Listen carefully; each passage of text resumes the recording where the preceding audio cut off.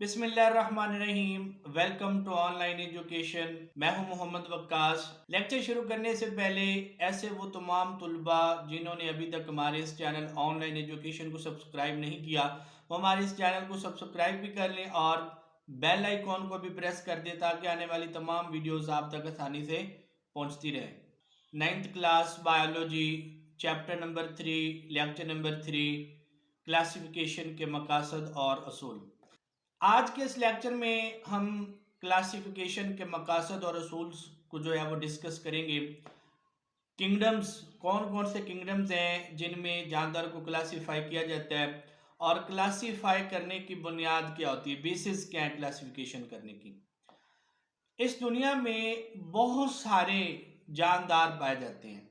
अंदाजन last lecture के अंदर भी हमने ये डिस्कस किया, ऑलमोस्ट 1 करोड़ से ज़्यादा अकसाम हैं जानदारों की, लेकिन इनमें से जस्ट 1.5 मिलियन यानी 15 लाख जानवरों की ऐसी अकसाम है जिनके बारे में एक बायोलॉजिस्ट जानता है। इसी तरीके से अगर हम प्लांट्स की बात करते हैं, पौधों की, तो 0.5 मिलियन यानी 5 लाख पौधों की ऐसी अकसाम है जिनके बारे में एक बायोलॉजिस्ट जो है वो जानता है। अगर हम ये ओवरऑल जो जानदार इस ज़मीन पर पाए जाते हैं उनके मुकाबले में अगर हम ये देखें, 1.5 लाख अकसाम जानवरों की और 5 लाख अकसाम जो हैं पौधों की, तो ये बहुत छोटी वैल्यूज़ हैं। यानी अभी तक बायोलॉजिस्ट जो है वो टोटल जो इस दुनिया में जानदार पाए जाते हैं उनके सिर्फ 1/3 से भी कम तक जो है वो रसाई हासिल कर सका है। अब अगर हम डाइवर्सिटी के हवाले से जानदारों को देखते हैं तो सादा से सादा जानदार से लेकर एक पेचीदा जानदार तक इसमें शामिल है। एक छोटे से छोटे माइक्रोप्लाज्म बैक्टीरिया से लेकर बड़े से बड़े कम्प्लेक्स ऑर्गेनिज्म जैसा कि इंसान है, वो भी इन तमाम जानदारों में शामिल हैं। बहुत सारे जानदार ऐसे हैं जो पानी में रहते हैं, बहुत सारे जानदार ऐसे हैं जो खुश्की में रहते हैं, कुछ जानदार चलते हैं, कुछ उड़ते हैं और कुछ साकन हैं। उड़ने की अगर हम मिसाल देखें तो परिंदे हैं, वो उड़ते हैं, सिवाय कीवी के जो एक ऐसा परिंदा है जो तेज दौड़ सकता है, उड़ नहीं सकता। दरख्तों की बात करें, प्लांट्स की बात करें तो वो हैं तो जानदार लेकिन साकन है, चलते नहीं हैं लेकिन डिफरेंट अकसाम की मूवमेंट जो है वो ज़रूर करते हैं। मछलियाँ, मेंढक और इस तरह की बहुत सारी दूसरी मखलूक, पौधे जो पानी में रहते हैं। तो जानदार जो हैं ये अपने तर्ज हयात से एक दूसरे से मुख्तलिफ हैं। खुराक हासिल करने के तरीके के लिहाज से, रहने की जगह तलाश करने के हवाले से, अपने जैसे बच्चे पैदा करने के हवाले से, नामुनासिब माहौल के अंदर अपने आप को कैसे सरवाइव करना है, इन तमाम चीज़ों के हवाले से अगर हम जानदारों को देखें तो हर एक के पास अपने अपने अडेप्टेशन के तरीके हैं। बहुत इन जानदारों को हम सिमिलैरिटीज़ और डिसिमिलैरिटीज़ यानी मुशाबत और इख्तलाफात की बिनाद पर मुख्तलिफ ग्रोहों में तकसीम कर सकते हैं। अब जितने भी जानदार हैं इनका तर्ज अमल एक दूसरे से मुख्तलिफ है। खुराक हासिल करने के तरीके मुख्तलिफ हैं, खुराक खाने का तरीका मुख्तलिफ है, रहने के लिए जगह को तलाश करने के तरीके मुख्तलिफ हैं, नए बच्चे पैदा करने के तरीके मुख्तलिफ हैं। यानी कि जितने भी जानदार हैं इनके अपने लाइफ स्टाइल हैं और ये एक दूसरे से मुख्तलिफ हैं। अब जबकि पूरी दुनिया में इतनी ज़्यादा अक़साम के जानदार पाए जाते हैं तो बायोलॉजी इनको उस वक्त तक स्टडी नहीं कर सकता आसानी के साथ जब तक कि वो इनको छोटे बड़े ग्रुप्स और सब ग्रुप्स में तकसीम नहीं कर देता। तो इसलिए जानदारों को आसानी के साथ स्टडी करने के लिए जो बायोलॉजिस्ट है वो इनको छोटे छोटे ग्रुप्स और सब ग्रुप्स में तकसीम करता है on the basis of similarities and dissimilarities, यानी कि मुशाबत और इख्तलाफात की बिना पर वो इनको छोटे बड़े ग्रुप्स में तकसीम करता है ताकि आसानी के साथ वो जानदारों को स्टडी कर सके और उनको प्लेस कर सके कि किस तरह की खसूसियात के जानदारों को कौन से ग्रुप में रखना है। तो इस लिहाज से जो है वो 5 ग्रुप्स जो है वो बायोलॉजिस्ट ने बनाए जिसमें तमाम तरह के जानदारों को रखा गया है। टेक्सोनोमी जो है ये बायोलॉजी की वो शाख है जिसमें हम जानदारों की क्लासिफिकेशन करते हैं, उनके ग्रुप्स बनाते हैं। और सिस्टमैटिक्स जो है ये बायोलॉजी की वो शाख है जिसमें जानदारों की क्लासिफिकेशन करने के अलावा उनके दरमियान, जानदारों के दरमियान जो इर्तिकाई रिश्ता है वो हम तलाश करते हैं, उसको फाइंड आउट करते हैं। तो बायोलॉजी की ऐसी ब्रांच जो है इसको हम सिस्टमैटिक्स कहते हैं। अब इर्तिकाई रिश्ता क्या है? इर्तिका यानी जिसको हम एवोल्यूशन भी कहते हैं कि जानदार आज जो मौजूदा हालत में मौजूद हैं वो किन किन स्टेजेस से, किन किन डेवलपमेंटल मराहल से, किन किन मुश्किलात और परेशानियों से गुजर कर जो है वो आज मौजूदा हालत में हमारे पास जो है वो मौजूद है। जैसे हम इंसानों के दरमियान रिश्ते हैं, हमारे रिलेटिव्स हैं, हमारे पेरेंट्स होते हैं, हमारे कज़न्स होते हैं, तो बिल्कुल इसी तरीके से बाकी जो जानदार हैं, चाहे वो पौधे हैं, चाहे वो जानवर हैं, तो इनके दरमियान भी ये इर्तिकाई रिश्ते जो है एवोल्यूशनरी हिस्ट्री उनकी भी होती है। फॉर एग्जांपल अगर हम बात करें शुगर केन की, सैकरम ऑफिसिनेरम की, तो इसके जो वाइल्ड टाइप्स हैं, इसके जो आबाओ अजदाद हैं, काने पंजाबी में जिसको हम काने कहते हैं, वो इसके आबाओ अजदाद हैं, इसकी वाइल्ड टाइप्स हैं। इसी तरीके से बहुत सारे और भी जानदार अपनी एवोल्यूशनरी हिस्ट्री रखते हैं। अब ये डिपेंड करता है कि कौन सा जानदार एक दूसरे से ज़्यादा करीबी है, तो उनकी कुर्बत के लिहाज से, उनके करीब होने के लिहाज से जो है उनकी खसूसियात एक दूसरे से कितना मिलती हैं, तो इससे हम अंदाज़ा कर सकते हैं कि इनका आपस में एवोल्यूशनरी हिस्ट्री का इनका ताल्लुक है आपस में या नहीं है। तो अहम मकासद हैं क्लासिफिकेशन के। एक तो ये है कि जानदारों को मुशाहबत और इख्तलाफात उनके दरमियान उनका तयन करना ताकि उनको स्टडी करने में आसानी हो, और दूसरा जानदारों के माबैन इर्तकाई रिश्ता तलाश करना। इससे हमें पता चल जाता है कि कौन से जानदार आपस में रिश्ते के लिहाज से जो है वो क्या लगते हैं। अब जैसे हम कहते हैं कि जब बिल्ली शेर की खाल है, तो हम ऐसे ही नहीं कह देते फ्रेज के तौर पे, बल्कि ये हकीकत है। अगर हम इनकी एवोल्यूशनरी हिस्ट्री देखें तो वाकई बिल्ली जो है वो रिश्ते में शेर की खाला लगती है। इसी तरीके से इंसान के अगर हम रिजेम्बलेंस की बात करें, तो इसका जो जीनोम है वो 99% जो है वो बंदर के जीनोम से मिलता है। तो ये इर्तका है, एवोल्यूशनरी हिस्ट्री है कि किस तरह जानदार आगे दूसरे जानदारों से जो है ना वो इवॉल्व हुए हैं, किस तरह से डिवेल्प हुए, उनके अंदर क्या कैरेक्टरिस्टिक्स के अंदर तब्दीलियाँ आई। बाज़ औक़ात माहौल जो है वो भी जानदारों के अंदर ऐसी खसूसियात को डिवेल्प कर देता है, जानदारों को सर्वाइव करने के लिए वो खसूसियात डिवेल्प करना बहुत ज़्यादा ज़रूरी हो जाती हैं। यानी हालात को, मुश्किलात, माहौल की मुश्किलात को, सख्तियों को बर्दाश्त करते करते जानदारों के अंदर बहुत सारी ऐसी ऐसी खसूसियात डिवेल्प हो जाती हैं जो पहले उनके अंदर नहीं थी। तो ये उनका इर्तका है, एवोल्यूशन है ये उनकी। क्लासिफिकेशन की बुनियाद बेसिस की अगर हम बात करें, तो क्लासिफिकेशन की जो बुनियाद है वो जानदारों के माबैन आपस में ताल्लुक पर है, और ये जो ताल्लुक है ये खसूसियात में मुशाबत की बिना पर होता है। अब बहुत सारे ऐसे जानदार हैं जिनकी खसूसियात एक दूसरे से ज़्यादा मिलती हैं बनिस्बत दूसरे जानदारों के। मिसाल के तौर पर अगर हम बात करें कि एक कबूतर और चिड़िया है, इनके दरमियान जो खसूसियात हैं ये ज़्यादा मिलती हैं बनिस्बत हशरात की। अगर हम कबूतर और चिड़िया का कीड़े मकोड़ों से, हशरात से मुवाजना करते हैं, तो इनके दरमियान तो ज़मीन आसमान का फ़र्क है खसूसियात का। लेकिन अगर कबूतर और चिड़िया को देखते हैं तो इनके दरमियान तो बहुत सारी सिमिलरिटीज़ हैं, दोनों परिंदे हैं, दोनों उड़ते हैं।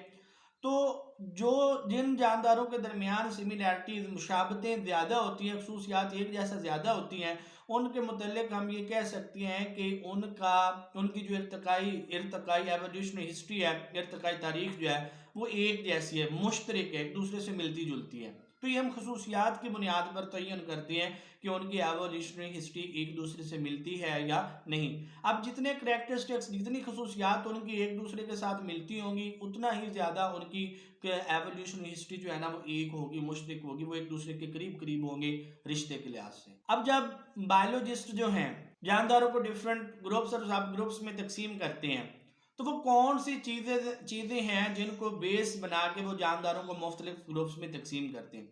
इसमें सबसे पहले तो जानदारों की जो ज़ाहिरी साख्त है, यानी अंदरूनी और बैरूनी साख्तों को देख करके कौन से जानदार जो हैं वो अंदरूनी और बैरूनी साख्तों के लिहाज से एक दूसरे से मिलती हैं, एक तो इस चीज़ को बुनियाद बनाती है। इसके अलावा अब अगर हम लेटेस्ट टेक्नोलॉजी को इस्तेमाल करें, तो जेनेटिक्स का जो इल्म है, यानी डीएनए की बुनियाद के ऊपर, जीन्स की बुनियाद के ऊपर भी जो है वो हम जानदारों के दरमियान सिमिलैरिटीज़ और डिससिमिलैरिटीज़ जो है उनको आइडेंटिफाई करते हैं, और उसकी बुनियाद पर भी जानदारों को छोटे बड़े ग्रुप्स में तकसीम करते हैं। यानी पहले तो था कि सिर्फ विजुअली बेसिस पे जो है उनको देख लेते थे, लेकिन अब लेटेस्ट टेक्नोलॉजीज इवाल्व होने की वजह से जदीद डीएनए का जो इल्म हमारे पास पहुंचा है, उसका भी इस्तेमाल करके हम जीनोम सीक्वेंसिंग करके, जीन सीक्वेंसेस को देख के जो है उसकी बुनियाद पर भी हम जानदारों को जो है वो क्लासीफाई करती है, उनके दरमियान डिफरेंसेस और सिमिलरिटीज़ को जो है वो तलाश कर लेते हैं। यानी डीएनए की बुनियाद पर भी कि डीएनए के लिहाज से कौन से जानदार मुशाबत रखते हैं और कौन से जानदार मुशाबत नहीं रखते, तो इन चीज़ों को बुनियाद बनाकर जो है वो हम जानदारों को डिफरेंट ग्रुप्स में तकसीम करते हैं। Taxonomic hierarchy. वो ग्रुप्स जिनमें जानदारों की क्लासिफिकेशन की जाती है इसको टैक्सा या फिर टैक्सॉन कहते हैं। और क्लासिफिकेशन की जो तरतीब है, इसका जो सीक्वेंस है, इसको हम टैक्सोनॉमी के निज़ाम मरातब कहते हैं। अब ये एक सीक्वेंस है जिसमें जितने भी जानदार हैं उनके प्रॉपर, जैसे पहले वो स्पीशीज है तो फिर स्पीशीज मिल के आगे एक और लेवल को डेवलप करती हैं, वो अगले लेवल को, वो अगले लेवल को, वो अगले लेवल को, तो फिर जाके एक प्रॉपर सीक्वेंस बनता है, एक हायरार्ची बनती है जिसमें हम जानदारों को जो है वो तकसीम करते हैं। इसमें हम ये देखेंगे कि जो किंगडम है ये सबसे बड़ी हायरार्ची, सबसे बड़ा टैक्सोन है। किंग बादशाह, किंगडम यानी बादशाहों का बादशाह। तो ये टैक्सोनॉमी के निज़ाम मरातब में सबसे बड़ा लेवल जो है, सबसे बड़ा जो टैक्सोन है वो किंगडम है। पौधों और फंजाई की डिवीजन्स के हवाले में से देखें तो हम जो है वो फाइलम का लफ्ज़ भी इस्तेमाल करते हैं, बाकी के लिए हम फाइलम का इस्तेमाल नहीं करते। इस अगर हम प्रॉपरली ये हायरार्ची की जो है इसको डिस्कस करते हैं तो सबसे पहले हमारे पास आ जाता है फाइलम। एक फाइलम जो है ये करीबी क्लासेस का ग्रुप है, यानी बहुत सारी करीबी करीबी क्लासेस जो है ये मिलकर एक फाइलम बना देती हैं। और एक करीबी क्लास जो है, एक करीबी क्लास बहुत सारे करीबी आर्डर्स का ग्रुप है, यानी बहुत सारे आर्डर्स जो हैं ये मिलकर एक क्लास बना देती हैं। इसी तरीके से फैमिली जो है, एक फैमिली, एक आर्डर जो है ये बहुत सारी करीबी फैमिलीज का ग्रुप है। आर्डर के अंदर बहुत सारी करीबी करीबी फैमिलीज जो है ये मिलकर एक आर्डर बना देती है। इसी तरीके जो फैमिलीज हैं, एक फैमिली जो है ये करीबी जेनरा यानी जीनस के ग्रुप्स हैं, आपस में मिलते जुलते जो जीनस हैं, जेनरा है, वो मिलकर एक फैमिली बना देती हैं। इसी तरीके से जीनस है कि मिलती जुलती स्पीशीज जो है वो मिलकर एक जीनस बना देती हैं। और सबसे छोटा लेवल जो है हायरार्ची के अंदर, टेक्सोनोमी के अंदर, वो स्पीशीज है। एक स्पीशीज के अंदर बिल्कुल एक जैसी खसूसियात रखने वाले जानदार होते हैं जो आपस में कुदरती तौर पर फ्रीली इंटरब्रीड कर सकते हैं। अब अगर हम नीचे से ऊपर वाले लेवल की तरफ देखें तो सबसे पहला लेवल हायरार्ची के अंदर जो है ना वो स्पीशीज है। जब बहुत सारी एक जैसी स्पीशीज इकट्ठी होती हैं तो वो मिलकर एक जीनस बनाती हैं।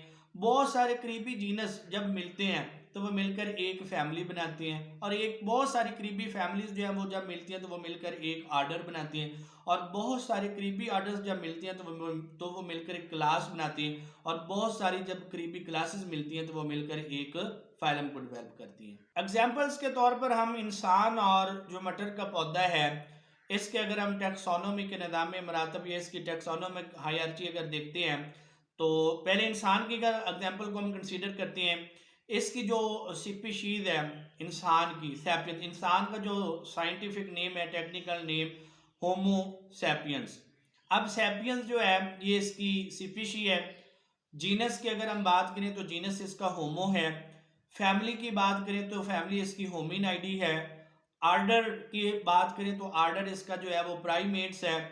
क्लास की बात करें तो क्लास जो है वो इसकी ममिलिया है, मैमल्स के साथ ये ताल्लुक रखता है, ममालिया जानवरों में से एक है। फाइलम की बात करें तो फाइलम इसका कॉर्डेटा है, और किंगडम की बात करें तो किंगडम इसका जो है वो एनिमिलिया। यानी इंसान जो है ये इस तरह के जितने भी जानवर हैं ये किंगडम एनिमिलिया से ताल्लुक रखते हैं। फाइलम कॉर्डेटा है, class Mammalia, order Primates, family Hominidae, और जीनस इसका होमो है, और स्पीशी जो है वो इसकी सैपियंस है।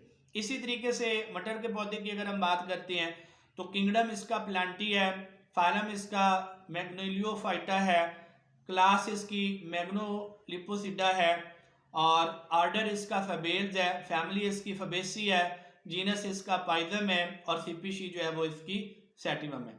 तो यूं ये डिफरेंट लेवल्स हैं हायरार्ची के अंदर जिनको हम टेक्सोनोमी के निज़ाम मरातब कहते हैं। ये जो सीक्वेंस है कि स्पीशी है वो मिलकर जीनस बनाती है, जीनस जो है वो मिलके आगे फैमिली बनाती हैं, फैमिलीज मिलके आर्डर बनाती हैं, आर्डर मिलके क्लासेस बनाती हैं, क्लासेस मिलकर फाइलम्स बनाती हैं, और फाइलम्स मिलकर जो है वो किंगडम बनाती है। तो उसको हम टेक्सोनोमी के निज़ाम मरातब कहते हैं। हमारे इस चैनल को सब्सक्राइब करें ताकि आने वाली तमाम वीडियोस आप तक पहुंचती रहें। शुक्रिया।